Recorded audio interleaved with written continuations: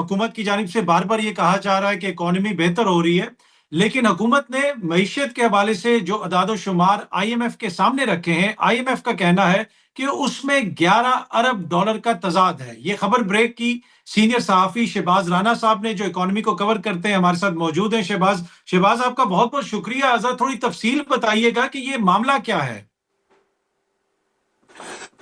जी बिस्मिल्लाहिर्रहमानिर्रहीम। बहुत शुक्रिया अतर साहब आपका। बुनियादी तौर पर पाकिस्तान और जो चीन की तजारत है उसमें हमेशा फ़र्क रहता है। चीन की तरफ से जो पाकिस्तान को एक्सपोर्ट होती है उसका नंबर जो है वो थोड़ा सा ज़्यादा होता है कंपेयर टू जो पाकिस्तान में वही जो चीन की चीज़ वहाँ से एक्सपोर्ट होती है और यहाँ की इम्पोर्ट बन जाती है, उसमें फ़र्क होता है। तो इसी के हवाले से एक कमेटी बनाई थी प्राइम मिनिस्टर ऑफ पाकिस्तान ने इस, और कमेटी का मकसद ये था कि ये जो वेरिएशंस आ रही है दोनों मुल्कों के दरमियान तजारती डाटा की, इसको देखा जाए क्या वजह है। तो एक्सीडेंटली हादसाती तौर पर इस कमेटी के सामने एक और मसला आया कि चीन वाली चीज़ तो पीछे रह गई। ओवरऑल जो पाकिस्तान में इंपोर्ट्स हो रही हैं और उसकी जो पहले बुकिंग करता था प्राल, और जो पाकिस्तान रेवेन्यू ऑटोमेशन लिमिटेड है, ये कंपनी है एफबीआर की, प्राल उसकी पहले बुकिंग करता था और उसके बाद ये जो इंपोर्ट के डाटा की सारी रिकॉर्डिंग है ये पाकिस्तान सिंगल विंडो के पास चलेगी, जो एक और हुकूमती इदारा है, एक पार्लियामेंट के जो एक्ट के तहत ये बना है।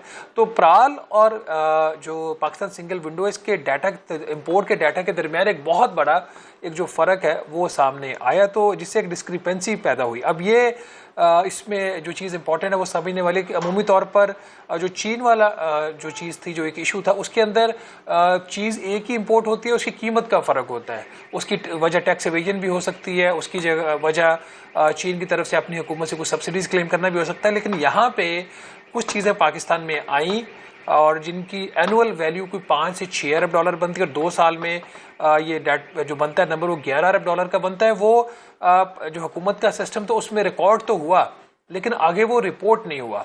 तो ये एक ज़्यादा सीरियस और संगीन मसला बना। इस हवाले से जब ये मामला सामने आया तो आईएमएफ ने हुकूमत पाकिस्तान को कहा था कि आप हमें ब्रीफ करें कि ये क्या वजह बनी है कि इतनी बड़ी जो ट्रेड की जो आपके डाटा की डिस्क्रिपेंसी आ रही है वो भी सिर्फ और सिर्फ इम्पोर्ट की। जो प्राल जो एफबीआर के अंदर आता है, वो जो नंबर जिसने रिपोर्ट किया वो 11 अरब डॉलर कम है उस नंबर से जो पाकिस्तान सिंगल विंडो का जो रिकॉर्ड था उसमें वो बुक हुआ। तो इसी वजह से जब ये मामला फंड के पास गया और इन्होंने कहा जी कि अब सारा जो भी इन्होंने बैकग्राउंड आईएमएफ को बताया, तो आईएमएफ की तरफ से फिर अतर साहब ये एक उनको कहा गया है कि आप इस मामले के हवाले से पब्लिक डिस्क्लोजर दें, एक ट्रांसपेरेंसी लेके आएंगे ये मसला है क्या। तमाम जो हुकूमती अदारे हैं, ख़ासतौर पर जो पीबीएस है, उनकी गालबन ये ख्वाहिश नहीं है कि इसको ऑफिशियली पब्लिक किया जाए। उनका ये ख्याल था कि जो काइंड ऑफ रिएक्शन मीडिया से आ सकता है, जो आपको नज़र आ गया कल स्टोरी छपने के बाद जिस किस्म का इसके ऊपर रिएक्शन आया, तो इसी वजह से हुकूमत इसको पब्लिक नहीं करना चाह रही थी। तो बुनियादी तौर पर प्राल और पाकिस्तान सिंगल विंडो के दरमियान जो डाटा जो बुक किया दोनों एंटिटीज़ ने सेपरेटली, उसमें 11 अरब डॉलर का फ़र्क है। अच्छा, अगर ये 11 अरब डॉलर हम अपने अदादो-शुमार में शामिल कर लें, हुकूमत जो करंट अकाउंट खसारा है उसके हवाले से भी कहती रही कि वो कम हो गया है, क्या इससे वो चीज़ भी इम्पैक्ट होगी? देखिए, इसकी जो इम्प्लीकेशन है बड़ी फार रीचिंग है। करंट अकाउंट खसारा तो एक चीज़ है और उस पर ज़्यादा फ़र्क क्यों नहीं पड़ेगा मैं आपको ब्रीफली अभी बता देता हूँ। दूसरा फिर आपकी ओवरऑल जो स्टेट बैंक ऑफ पाकिस्तान के गैर मुल्की ज़रबा मुबादला के ज़खायर हैं उसके ऊपर इंप्लीकेशन लॉन्ग टर्म में फ्यूचर में भी आ सकती हैं। फिर आपकी जीडीपी ग्रोथ के नंबर्स हैं उसके ऊपर इंप्लीकेशन आ सकती है। पर सबसे बड़ी बात यह है कि अगर ये जो चीज़ पाकिस्तान में इंपोर्ट हुई है, इसकी पेमेंट हुई है, तो पेमेंट अगर स्टेट बैंक ऑफ पाकिस्तान के सिस्टम से, बैंकिंग सिस्टम से नहीं, तो फिर कैसे हुई है? क्या मनी लॉन्ड्रिंग हुई है? क्या ये पैसा बाहर से सेटल कर दिया है जो इम्पोर्टर था उसने? ये सारे सवाल खड़े हो जाते हैं। आपको जो सवाल के करंट अकाउंट खसारे की जो पिछली सीरीज़ है उसके ऊपर शायद इसका फ़र्क इसलिए इतना ज़्यादा ना पड़े क्योंकि जो स्टेट बैंक जो नंबर रिपोर्ट करता है करंट अकाउंट के सरप्लस का या खसारे का, वो उस बेस के ऊपर करता है जो बैंकिंग सिस्टम से पेमेंट्स होती हैं। यहाँ पे ये जो नंबर्स हैं, अगर ये स्टेट बैंक ऑफ पाकिस्तान के नंबर में रिफ्लेक्ट नहीं हो रहे और पीएसडब्ल्यू या प्राल के नंबर में रिफ्लेक्ट हो रहे हैं, मेनली पीएसडब्ल्यू के नंबर के उसके सिस्टम में रिफ्लेक्ट हो रहे हैं, तो फिर एक अब इसके बारे में महत्वपूर्ण बात तो नहीं कही जा सकती। इम्कान एक यही है कि ओपन मार्केट से डॉलर खरीद के या तो इसकी सेटलमेंट्स की गई हैं आउटसाइड द बैंकिंग सिस्टम या फिर मुल्क से बाहर की गई। इसके ऊपर अभी सवालात हैं। अभी थोड़ी देर पहले स्टेट बैंक ऑफ पाकिस्तान एक वजाहती बयान भी जारी किया जो मेरी स्टोरी के कॉन्टेक्स्ट में ही है, विदाउट रेफरिंग द स्टोरी। उनका जो एक स्टोरी एक सर्कुलेट कर रही है उसके हवाले से हम बयान देना चाहते हैं कि इसकी वजह से उन्होंने ये चीज़ मानी कि पीबीएस का जो नंबर है वो अंडर रिव्यू है, तो उसकी वजह से जो डाटा के अंदर जो रिविजन होंगी बकौल स्टेट बैंक ऑफ पाकिस्तान की क्लैरिफिकेशन के जो भी वजाहती बयान थोड़ी देर पहले आया है, उसमें उनके बकौल ज़्यादा फ़र्क इसलिए नहीं पड़ेगा, अभी जो मैं बात कर रहा था कि बैंकिंग सिस्टम से ये पेमेंट्स नहीं हुई 11 अरब डॉलर की, ये आउटसाइड द बैंकिंग सिस्टम के ये पेमेंट्स हुई हैं। अच्छा, जिस तरह आपकी स्टोरी के अंदर भी जिक्र है कि आईएमएफ ने वजाहत मांगी है, रिको डिक के मामले पे भी आप उस दिन गुफ्तगू कर रहे थे, उस हवाले से भी शायद आईएमएफ इंटरेस्टेड है। पहले हमने देखा कि सुप्रीम कोर्ट के चीफ जस्टिस साहब से भी आईएमएफ की मुलाकात हुई, गवर्नेंस के मामलात के अंदर भी वो मुदाखलत कर रहे हैं। शहबाज साहब, ये पैसे तो हम आईएमएफ से अरसा दराज से ले रहे हैं, लेकिन अब इतनी ज्यादा मुदाखलत हमें क्यों नजर आती है? अतर काज़मी साहब, इसकी बुनियादी वजह यह है कि हुकूमत पाकिस्तान जो है वो वक्त के साथ साथ कमज़ोर होती जा रही है। मैं समटाइम्स हैरान होता हूँ जिस तरीके से हम IMF के साथ मुज़ाकरात कर रहे होते हैं और जो उनको हम एक्सेस दे रहे होते हैं। दुनिया के बाकी ममालिक के अंदर भी इंटरनेशनल लैंडर्स हैं, वर्ल्ड बैंक है, ADB है, IMF है, ये पाकिस्तान में कोई ख़ास ही ट्रीटमेंट इन तीनों इदारों को दिया जाता है। जो वर्ल्ड बैंक का कंट्री डायरेक्टर होता है उसको आप एक्सेस दे देते हो प्राइम मिनिस्टर ऑफ पाकिस्तान के लेवल के ऊपर। इंडिया के अंदर यही जो लोग होते हैं उनको उनका एक ज्वाइंट सेक्रेटरी या at best additional secretary deal कर रहे होते, उनके सेक्रेटरी भी डील नहीं कर रहा होता। तो हमें इस चीज़ का ख्याल रखना चाहिए कि किस चीज़ में हमने IMF को एक्सेस देनी और किस चीज़ में नहीं देनी। अब जो रेकोटेक का प्रोजेक्ट है ये एक बहुत ही बड़ा मंसूबा है और स्ट्रेटेजिकली इंपॉर्टेंट भी है। इसमें चीन का भी इंटरेस्ट है, अमेरिका का भी इंटरेस्ट है, हुकूमत पाकिस्तान भी ये समझती है कि ये एक ऐसा मंसूबा है जिससे पाकिस्तान की इकॉनमी के लॉन्ग टर्म में इसके बड़े पॉजिटिव बेनिफिट्स होंगे। आपके पास ज़खायर हैं, आप उनको निकालें, बेचें। बट इस मंसूबे का मेरे ज़ाती ख्याल में IMF से ना कोई ताल्लुक बनता है और ना ही हुकूमत को किसी भी किस्म की कोई ब्रीफिंग्स के हवाले से IMF को देनी चाहिए थी। ये मुनासिब इसलिए नहीं होगा कि IMF का जो कोर फंक्शन है वो बैलेंस ऑफ पेमेंट की सपोर्ट। अगर कोई मुल्क दिवालिया उनके करीब है या उसको अपनी गैर मुल्की अदायगियों में प्रॉब्लम आता है तो IMF इस मकसद के लिए बना, उनको सपोर्ट करता है। IMF का ये काम नहीं है कि जाके वो मनसूबों को देखे छोटे हों या बड़े हों, उनका बिल्कुल काम नहीं है। क्या IMF रेकोटेक प्रोजेक्ट के लिए लैंडिंग कर रहा है या बैलेंस ऑफ पेमेंट के लिए लैंडिंग कर रहा है?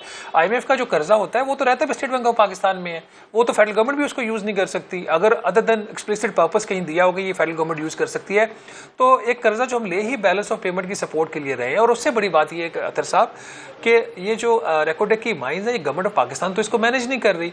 हमारा इसमें शेयर भी सिर्फ 50% है, जिसमें 25% वफाकी का हुकूमत का और 25% सूबाई हुकूमत का, बाकी 50% जो है बैरक गोल्ड का है। अब जो बैरक गोल्ड है वो पाकिस्तान बेस्ड नहीं है और बैरक गोल्ड जो है वो रेकोटेक माइनिंग कंपनी जिसके जरिए ये सारा प्रोजेक्ट मैनेज होगा, फंक्शनल होगा, और वो इसको चला रही है। तो फिर ये प्राइवेट कंपनी से ब्रीफिंग ले रहे हैं, क्या कर रहे हैं IMF? तो ये मेरा ख्याल ओवर डूइंग कर रहा है IMF। और सिर्फ इसमें IMF ही कसूरवार नहीं है, हमारे लोग भी कसूरवार हैं जो उसको इस हद तक एक्सेस देते हैं। ठीक। अच्छा, एक चीज जो बार बार हम हुकूमती वुज़रा से सुनते हैं कि मईशत बेहतर हो रही है, अदाद शुमार से जाहिर होता है कि चीजें बेहतरी की जानिब गामज़न है। क्या वाकई मईशत के अंदर आपको इन टर्म्स ऑफ कि जहां पे आवाम को रिलीफ मिल सके कोई ऐसी बेहतरी होती हुई नजर आ रही है? देखिए, जब ये हुकूमत बेहतरी की बात करती है तो उसको वो कंपेयर करती है आज से जो 3 साल पहले की सूरत हाल थी, जब हम वाकई दिवालिया के करीब पहुंच गए थे और बहुत ही बुरी सूरत हाल थी। अगर उसके मुकाबले में हम आज देखें तो हमारे यहाँ एक मैक्रो इकनॉमिक स्टेबिलिटी है, दिवालिया होने की कोई बात करता हुआ नज़र नहीं आ रहा, इसलिए कि अब दिवालिया होने को इस तरीके से चांस नहीं है। जब कोई भी मुल्क IMF के प्रोग्राम में होता है तो उसके दिवालिया होने के वैसे ही चांसेस कम हो जाते हैं। ये तो एक फंडामेंटल बात है। दूसरी बात इसके अंदर ये है कि इसके अंदर मसला ये है कि आपने IMF को जो आपका जो ये सारी इसको इश्यूज़ है इसको किस हद तक आपने आगे लेके जाना है। क्या आप इस्लाहात की तरफ जाएंगे? That is a one thing. But हमें, मेरा ख्याल है, ओवरऑल अगर चीज़ों को हमें देखें तो एज अ बैलेंस देखना चाहिए। स्टेबिलिटी अपनी जगह पे, जो और इस्लाहात होनी है, जिसके अभी गवर्नेंस की तरफ भी आपने जिक्र किया, जो governance and corruption diagnosis assessment report भी है जो अभी तक हुकूमत ने पब्लिक नहीं की। तो इस्लाहात, चाहे वो पावर सेक्टर हो, इस्लाहात चाहे वो आपका ओवरऑल SOEs की मैनेजमेंट इस्लाहात, चाहे वो आपका FBR का सेक्टर हो, सिस्टम हो, तो उसके अंदर इस्लाहात नहीं हो रही। तो जब तक इस्लाहात नहीं होंगी, हम IMF के प्रोग्राम में रहेंगे तो आपको वक्ती तौर पर स्टेबिलिटी नजर आएगी, और जब इस्लाहात होना शुरू हो जाएंगे तो फिर आपको IMF के प्रोग्राम की जरूरत ही नहीं पड़ेगी। ठीक है। अच्छा, हम देखते हैं कि हुकूमत काफी गैर मुल्की दौरे भी कर रही है। अभी भी वज़ीर आज़म साहब मलेशिया में हैं, बताया गया कि वहां पे भी MOUs वगैरह साइन हुए। क्या इसी लिहाज से FDI भी यहाँ पे आ रही है? ये जो गैर मुल्की दौरे हो रहे हैं उनके नतीजे में कोई हमें फॉरेन डायरेक्ट इन्वेस्टमेंट यहाँ पे नजर आती है? देखिए, आप बोर्ड ऑफ इन्वेस्टमेंट से पूछें या आप वजारत ख़ारजा से पूछें तो आपको बताया जाएगा कि 10,000 से ज़्यादा मेमोरेंडम ऑफ अंडरस्टैंडिंग मुख्तलिफ हुकूमतों में जब से पाकिस्तान बना है वक्तन फ़वक्तन जो हम साइन करते रहे वो हो गए। MOU की कोई कानूनी हैसियत नहीं होती। MOU एक आपकी गुड इंटेंशन का एक की मफाहमती याददाश्त होती है, और याददाश्त तो फिर याददाश्त ही होती है, वो कोई मुआहिदा तो है नहीं। और वो भूल भी सकते हैं, पार्टियाँ दोनों भी भूल सकती हैं, दोनों में से कोई एक भी भूल सकते हैं। तो कंक्रीट जो चीज़ है, जैसे आपका CPEC था, चाइना पाकिस्तान इकोनॉमिक कॉरिडोर, अच्छा था बुरा था, आपने फ्रेमवर्क एग्रीमेंट किया, वो फ्रेमवर्क एग्रीमेंट से तकरीबन आपकी $25 अरब की गैर मुल्की सरमायाकारी पाकिस्तान में, उसमें कुछ कर्जे भी थे आपके, वो एक डिबेटेबल इशू। बट CPEC की वजह से आपको मुल्तान सकर मोटरवे नज़र आ रही है, आपको कराकरम हाईवे का एक पार्ट उसके अंदर नज़र आ रहा है। अच्छा, उसके बाद जो दूसरी चीज़ है, CPEC की वजह से आपको कोई 17-18 पावर प्लांट्स नज़र आ रहे हैं, तो टेंजिबल चीज़ें हैं। बाकी अभी तक कुछ टेंजिबल नहीं है। दौरे कुछ 1-2 दिन में आप मजीद भी देखेंगे, और मेरी ख्वाहिश होगी कि इस दफ़ा MOU साइन ना हो, एग्रीमेंट साइन हो, ताकि हम भी कह सकें कि बाकी प्रोग्रेस हो रही। अदरवाइज फॉरेन डायरेक्ट इन्वेस्टमेंट पिछले चंद साल से $2 अरब, $2.1 अरब, $1.5 अरब, $1.8 अरब, यही नंबर है, इससे आगे बढ़ नहीं रहा। अच्छा, जरा आखिर में ये बताइएगा कि कुछ कंपनियां पाकिस्तान को छोड़ के गई हैं, उसमें प्रॉक्टर एंड गैम्बल भी है। हुकूमती शख्सियात, कुछ हुकूमत के हमायती, वो ये कहते हैं कि इन कंपनियों ने अपना बिजनेस मॉडल तब्दील किया है, ये खुदा ना खास्ता इसलिए पाकिस्तान को छोड़ के नहीं जा रहे कि यहाँ पे मौशी हालात बेहतर नहीं है। तो रियलिटी कहाँ है इस सारी बहस के अंदर? देखिए अतर साहब, एक लेमैन की लैंग्वेज में अगर बात करें, 25 करोड़ आबादी है, और यहाँ पे कंज्यूमर के हवाले से हमारी एक बहुत बड़ी एक मिडिल इनकम ग्रुप है, हमारा मिडिल इनकम क्लास है, जो किसी भी इकोनॉमी की, किसी भी मुल्क की बैकबोन होती है। तो 25 करोड़ की आबादी छोड़ के कौन जाना चाहता है? और फिर बात यह है कि वो मार्केट पूरी छोड़ना है, अपनी चाह रहे, वो फैक्ट्री बंद कर रहे हैं, फैक्ट्री बंद करके वो कह रहे हैं हम बाहर से किसी और मुल्क से बना के हम यहाँ बेचेंगे। क्यों बेचेंगे?